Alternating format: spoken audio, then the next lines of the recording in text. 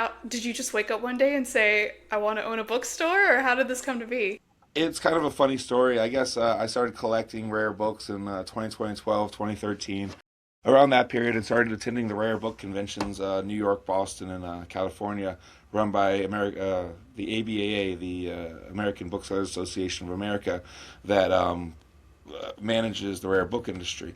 Well, I went through a bad breakup. I went to Africa for about a month and a half. I was working at a jewelry shop. I won't name the jewelry shop.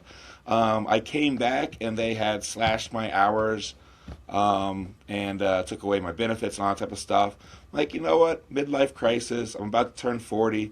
I want to enjoy what I do for the rest of my life. I actually approached a different bookstore here in town to try to purchase that store. It ended up not working out for various reasons. They're pouting and moaning for about 3 or 4 weeks over Christmas, and then January, February. You know what? Screw it. I'll do it myself. And the location that we're at, actually, I put in the application as a gaff, just like a joke. I'm like, yeah, you know what? It's a great location. It's near my house. I know this parking lot very, very well. Let's see what they say. And they approved us. So I called my friends that I had met through in the book industry here in town. Said, hey guys, we got the location. Like, we're opening up a bookstore. Let's go. And between March was my first hire to July 4th, we renovated the space, we built out the space, we built the inventory, we built an inventory system that then connected to Square, we built a management system. I mean, we built it from the ground up rapidly, which I wouldn't recommend because of I wanted to have the store open, as soon as possible. Yeah, especially when you walk into such a blank slate, like building your inventory from scratch. Like, how do you sit back and go, okay, well, I'll have a little horror, I'll have a little fantasy. Like, how did that work out? Excuse me. So I'm a big proponent in reading everything, a little bit of everything. I think that there's a lot of really, really messed up books out there. On the other hand, I think that literature is important no matter which way you go. So our store has a policy of having everything.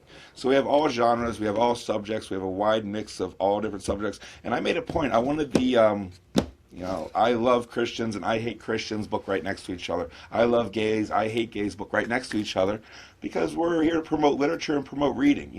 What people read is none of my business as long as they read. So we wanted to make sure that we promoted kind of a wide range and it grew exponentially from there. And the donations from the community really helped us get going and got us off the ground. That's amazing. What I personally love about books is, I didn't travel a lot when I was a kid. I was kind of quiet, and so most of the times I learned about different perspectives were through books. So for you to have the opposites side by side is Yeah, amazing. it was a big thing for me. Actually, two of my staff when we came up with this plan. So we actually this used to be a different type of space, and so we gutted the space, and then I took the dimensions down on a piece of paper with my guys, and I said, well, guys, we have to figure out what genre goes where, what genres we're going to have. And as we built this out, the design out of the bookstore, we came to our religion section. Like, someone might be mad if they're looking for a Christian book and they see a satanic book. It's the religion and spirituality section, man. I don't care. They can be mad all they want. It's part of that same genre. So our nonfiction side of the store is actually broken into genres, but purposefully mixed up in the genres to promote browsing. So people go over there if they're looking for a World War II book, go to our history section. You might find one, and you might find something on something else that you might enjoy.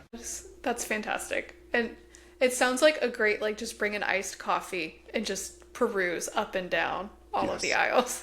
Definitely, definitely. Well, we definitely have our regulars and our customer base, and I do enjoy seeing people, like you said, spend actual time in the store. We're next door to an amazing custard joint, and so people get their custard.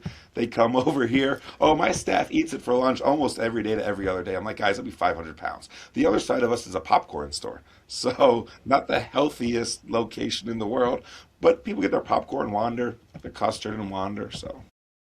And they get like a little sweet, a little salty, and a little something for the brain. Like, it's Exactly. perfect. Exactly. Exactly.